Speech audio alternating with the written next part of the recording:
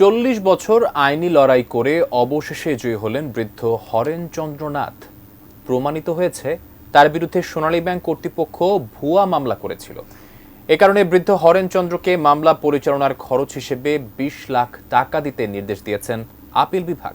সোমবার আপিল বিভাগের জ্যেষ্ঠ বিচারপতি মোহাম্মদ আশফাকুল ইসলামের নেতৃত্বে 3 বিচারপতির বেঞ্চ এই রায় দেন। রাজধানীর যাত্রাবাড়ি শাখায় চাকরি করতেন হরেনচন্দ্র নাথ। তার চাকরিরত অবস্থায় রেমিটেন্স সংক্রান্ত 16 লাখ টাকা সেই শাখা থেকে লোকাল অফিসে স্থানান্তর করা হয়। এই ঘটনায় তহবিল তসরুফের অভিযোগে 1985 সালে হরেনচন্দ্র সহ 9 জনের বিরুদ্ধে বিভাগীয় মামলা করে সোনালী ব্যাংক কর্তৃপক্ষ।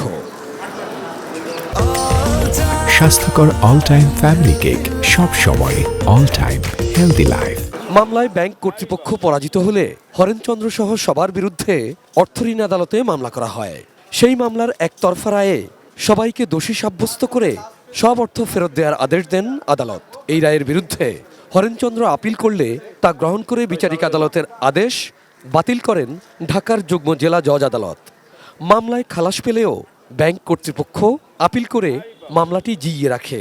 সোমবার এর নিষ্পত্তি করা হয়। মাননীয় আপিল বিভাগ 20 লক্ষ টাকা সোনালী ব্যাংককে মামলার খরচ বাবদ ক্ষতিপূরণ দিতে নির্দেশ দিয়েছেন 3 মাসের ভিতর।